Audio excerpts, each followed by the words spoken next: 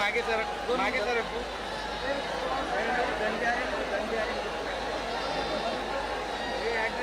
व्यासपीठावरच्या खाली वा सगळे मागचे.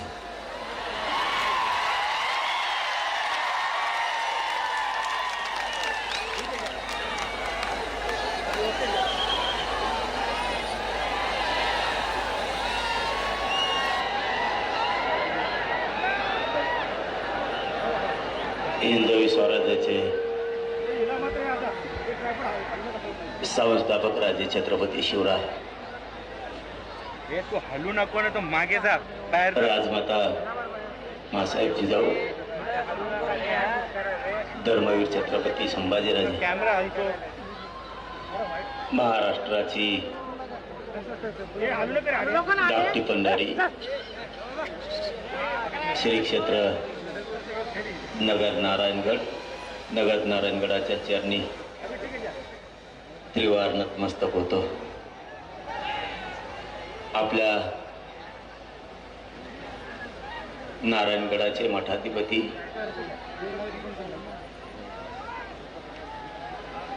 प्रेममूर्ती गुरुवर्य शिवाजी बाबाजी यांच्या चरणी नतमस्तक होतो. बंकट स्वामी मठाचे मठाधिपती महंत गुरुवर्य श्री लक्ष्मणजी बाबा मेंगळे यांच्या चरणी नतमस्तक होतो.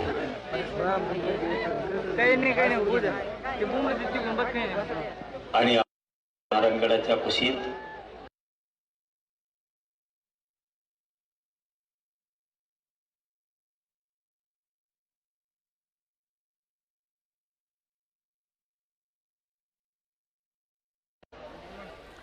मानाचा ईश्वर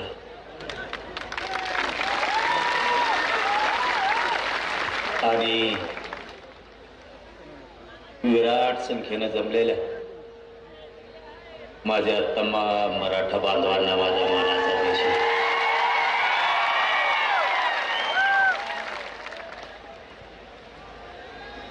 आज खासदारांपासून आमदारांपर्यंत सगळेच बांधव या पवित्र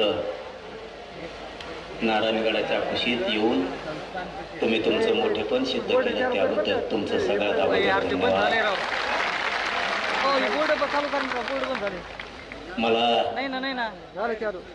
मायबापावर त्रास होतो बोला.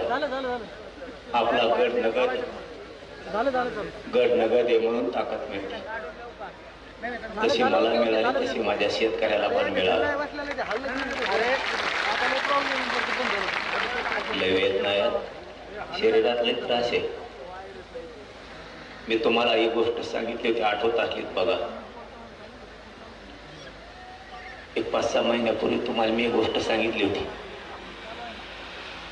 प्रत्येक माणसाला सांगितली होती की मी थोड्या दिवसाचा पाहुणा आहे.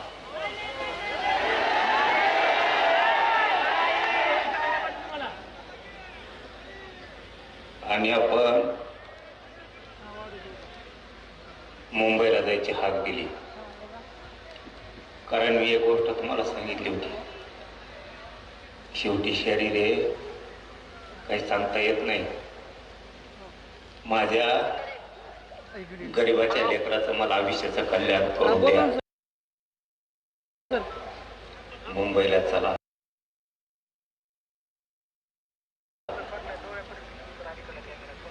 कारण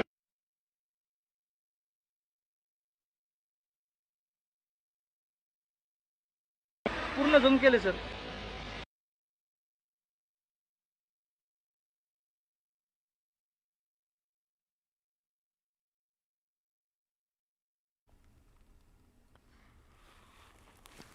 मनोज जरांगे पाटील नारायणगडावरती भाषण करतायत. दसरा मेळाव्याच्या निमित्तानं प्रकृती ठीक नसतानाही थेट छत्रपती संभाजीनगरातून रुग्णालयातून ॲम्ब्युलन्सनं ते कार्यक्रमाच्या स्थळी पोहोचले आणि आता बसून ते भाषण करतायत. लेकराबाळाचं मी आयुष्याचं कल्याण करू शकतो आणि तुम्ही मुंबईला साथ दिली आणि 75 वर्षात लढाई जिंकलेली मराठ्यांनी GR घेऊन मराठ्यांनी लढाई जिंकली.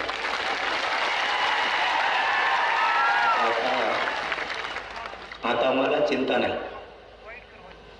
ओके ओके चालतं. मी आता थोड्या दिवसाचा पाहुणा असो किंवा लई दिवसाचा, मला त्याची चिंता राहिली नाही आता. कारण जे जीवनात येऊन जे सिद्ध करायचं होतं ते मी केलंय. तुम्ही पहिली प्रेम लावायची होती, मी 2-3 न्यायचे. गरीब बरं माझी करतो. गरीब मराठा समाज खूप होरपळत होता. तो होरपळताना बघवत नव्हता. मी कधी ओके ओके ओके करतो ते. नाटक केलं नाही. मी कधी समाजाला खोटं बोललो नाही. हा, ओके चालतंय लगेच. ते गोष्ट कधी ब्राईटनेस कमी करा. एखाद्या वेळेस 1-2 पावलं माग पुढं ओके, माझी सरकलो प्रेम असं. झाली का सेट? ओके चालतंय. एखाद्या वेळी चूक झाली पण असं, ओके चालतंय.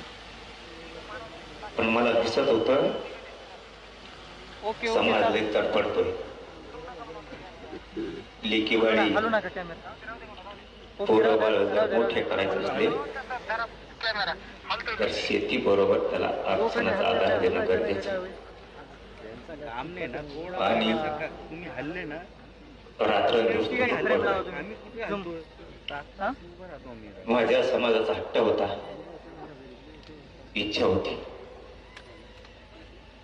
त्याच्या लेकरा बाळाला नोकरीपासून शिक्षणापासून लांब राहायला लागू ओके नये. कसं? त्याने केलेला कष्ट त्याच्या डोळ्यात एकता. या 6 करोड मराठ्यांचे लेकर सुखी समाधानी राहावेत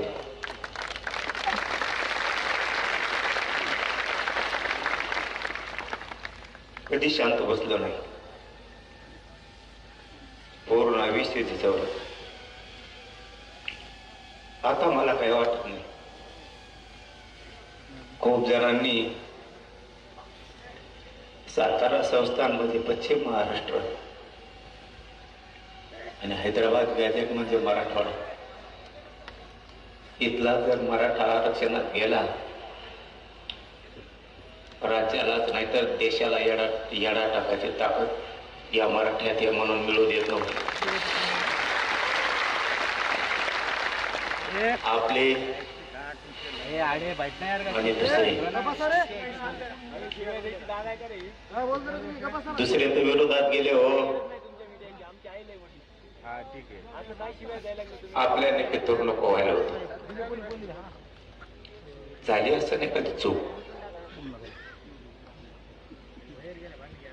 पण जीव येऊ धरणीला टेकला तरी माग हटलो नाही हे त्यांनी फितुरांनी समजून घ्यायला पाहिजे.